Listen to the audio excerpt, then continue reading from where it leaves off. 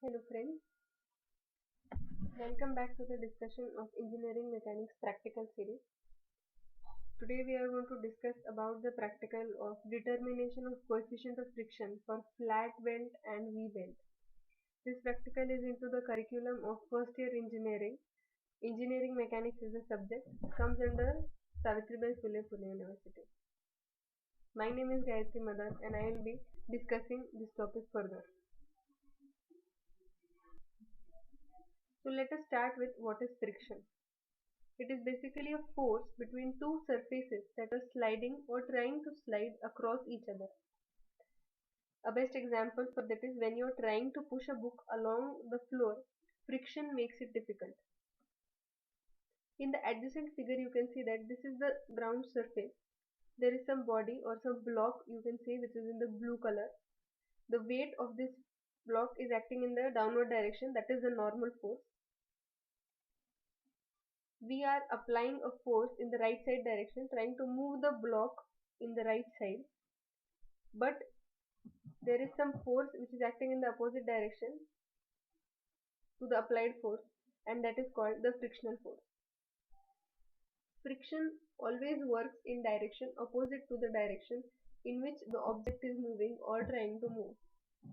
Another example of this is when you are skating or when you are driving, there is another force which is coming in the upward direction towards the direction opposite to the direction of your movement, that is the frictional force.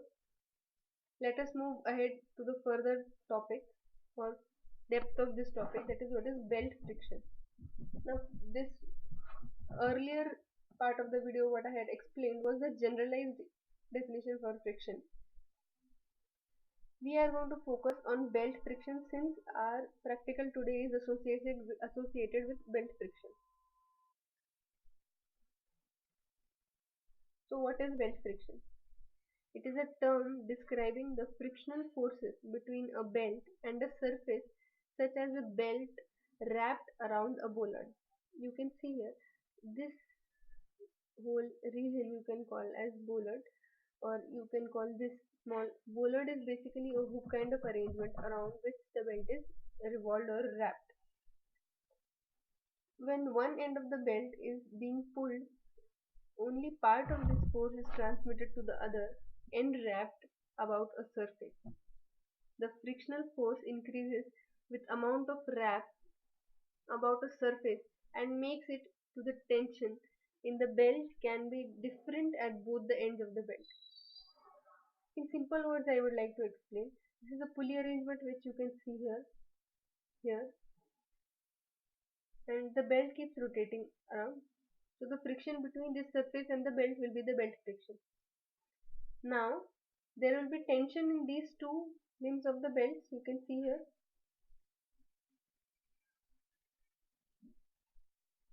This tension in both the belts can be different. So it depends. As we will move ahead, we will see the discussion. You will understand this concept better. Now application of belt friction. Where is it applied? You can see there is some pulley arrangement here. Band brakes are there. A capstan is there. Use less smaller force to hold. Another is torque transmission. These are the basic applications where we will be needing belt frictions in our life ahead, or on application basis where we are going to require this. Now getting back to the details, we are moving to the analysis part now.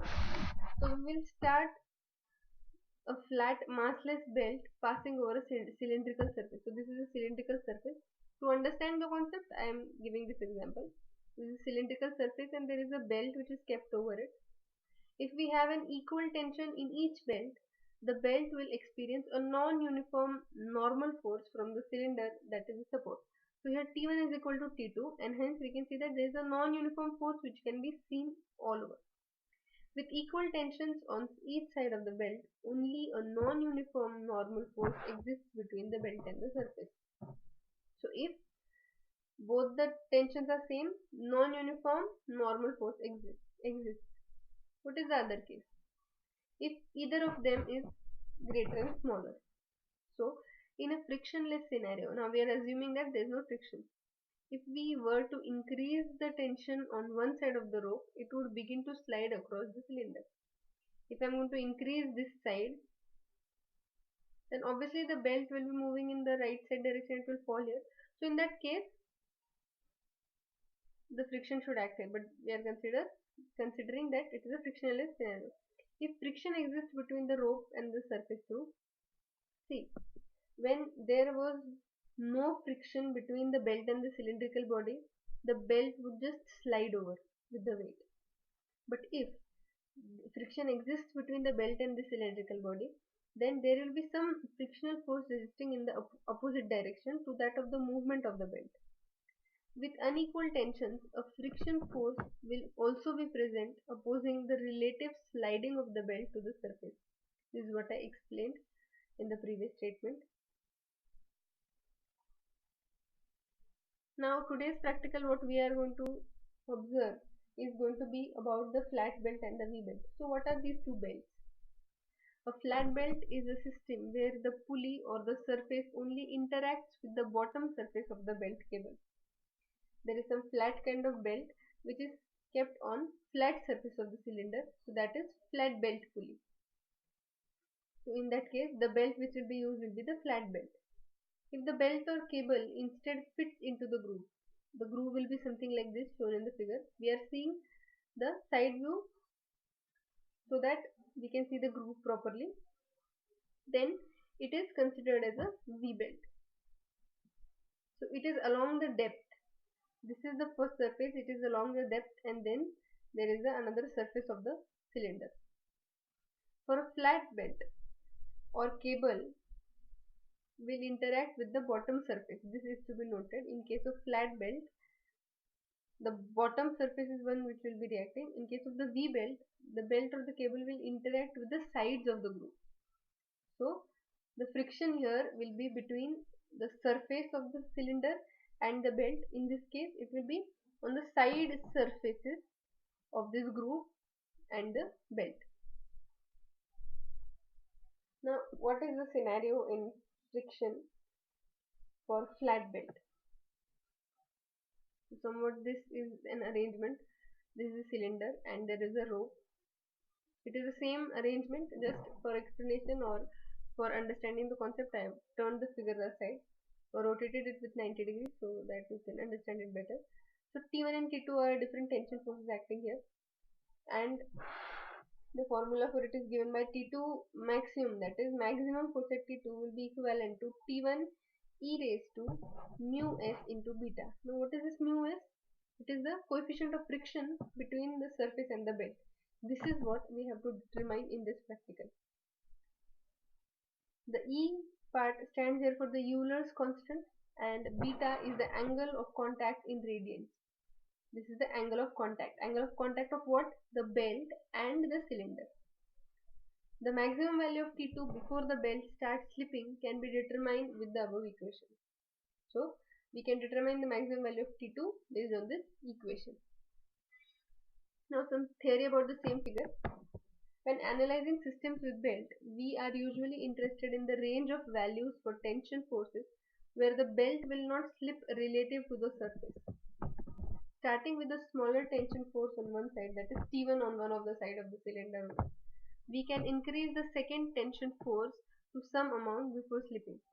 So what is explained in this statement is, we can apply some load at T1 before the belt and we can apply some load at T2. Before the belt slips on either of the side, we can increase or add some of the weight onto the T2 side. For a flat belt, the maximum value of T2 will depend on the value of T1. So be careful that for a flat belt, the maximum value of T2, that is the second or the larger tension force, will depend always on the smaller tension force. The static coefficient of friction, that is the mu, and belt between the belt and the surface. The angle of contact between the belt and the surface, that is beta, what I have explained you in the diagram as described in the equation above. Now in case of V belt, I had shown you the groove from the side view. Now this is what we are taking as the surface of the cylinder, where we will having a V kind of groove here. So the belt which will be fixing here will be V. Now the angle between both the grooves will be angle alpha. In a V belt, the enhanced coefficient of friction takes into account the coefficient of friction between two materials as well as the groove angle. So here the formula changes a bit as e raised to mu s enhanced into beta. Now what is mu s enhanced? It is mu s upon sine of alpha by 2. Alpha here is the angle between both the grooves. Now we'll see some of the theory regarding the same. A V-belt is any belt that fits into a groove on a pulley or surface. For a V-belt to be effective, the belt or cable will need to be in contact with the sides of the groove, but not the base of the groove as shown in the diagram which we have seen right now. With the normal forces of each side, the vertical components must add up the same as what the flat belt would have. But the added horizontal components of the normal forces, which cancel each other out, increase the potential for friction forces. The equation for maximum difference in tensions in V-belt systems is similar to the equation in the flat belt, except we have used enhanced coefficient of friction. Is what I have explained in the previous part of the diagram. That takes into account the increased normal friction forces possible because of the groove. Now moving to the actual experimental setup, how the assembly of experiment is. So this is how the apparatus looks like. There is a stand on which a board is placed. On that board there is another ring inside, and there is some another kind of pulley arrangement here. This surface on which I am moving my cursor right now is fixed one, and the board moves along with the pulley. There are some readings given here, right from 0 degrees to 360 degrees. For you to understand that there are readings, I have included this second diagram, and there are hooks on which another weights can be added. Okay, so for you guys to understand the diagram setup properly, I have included these two figures. Now I will explain you with another diagram that how are we going to perform the practical exactly. So here you can see that there is a complete 360-degree assembly. Now we have to take beta into radians. So we have taken all the values in radians.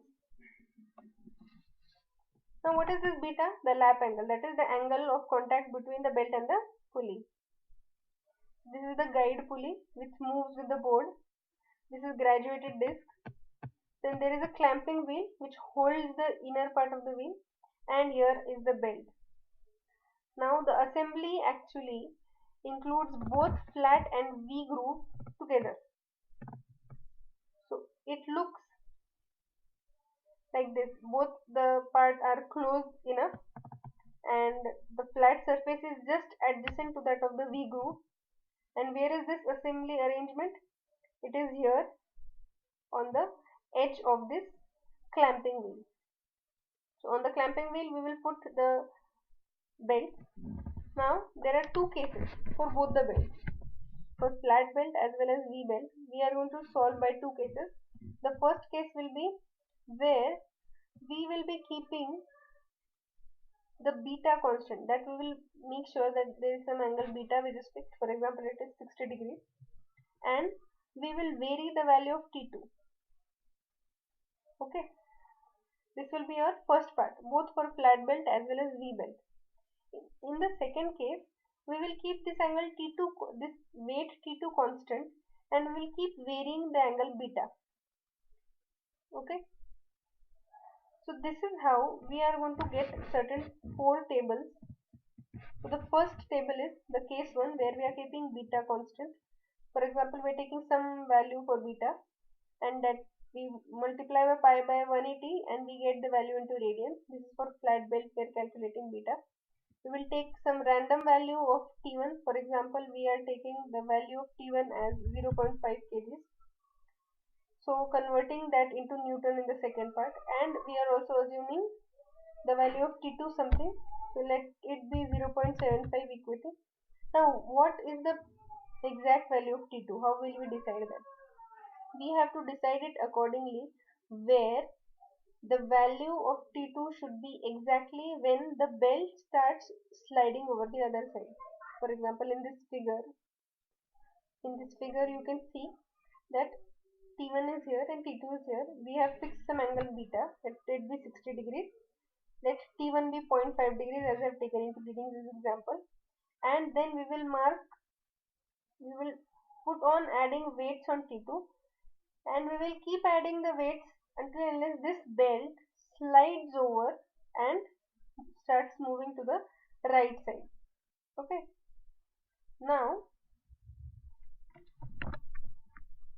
the second case. This first case has to be done for flat belt as well as for V belt. Similarly, we will take another case where T2 will be constant. That in this figure we will keep the T2 constant and we will keep varying the beta. First we will take 60 degrees, then we will take 75. You can change the values, vary it, anything between the radian values. So there will be two tables accordingly, where we will keep T2 constant. This is the first table, that is table number 3. For flat belt, we will take some random value of T1, keeping the radian fixed. Similarly, we will do it for the V belt. Now sample calculations here. Using the formula for flat belt and V belt, we will determine the value of mu. Using the above two expressions, you can get the value, and these mu values have to be filled on the rightmost column of the tables. So all the 4 tables will be having 4 values of mu. In the result table, you can see average from table 1, from table 2, table 3 and table 4 here. Now we also have to draw graphs. In the results, you also draw graphs. What you have to do for the first case, both for flat belt as well as V belt, the graph will be plotted for T1 versus T2. In the second case, the graph will be plotted for ln of T1 by T2 versus beta. This ln is representing the natural log, and we have to make sure that in the first case it should be a straight line which is passing through the origin, and the slope of the line will be the coefficient of friction. The graph here should be the straight line, the slope of which gives the coefficient of friction for mu for the flat belt. The slope of the line multiplied by sine alpha by 2 gives coefficient of friction for the V belt. So the one which we get straightforward will be the coefficient of friction for flat belt, and when we multiply it with sine of alpha by 2, we get the coefficient of friction for V belt. So these values we will be putting in the values of mu for graph for flat belt as well as for V belt. Thank you so much for listening to the discussion. Before I close down, I would like you to request to please comment in the comment section, so you can mention whether you understood the video or you did not. Thank you again. If there are any kind of queries, you can contact me for the same.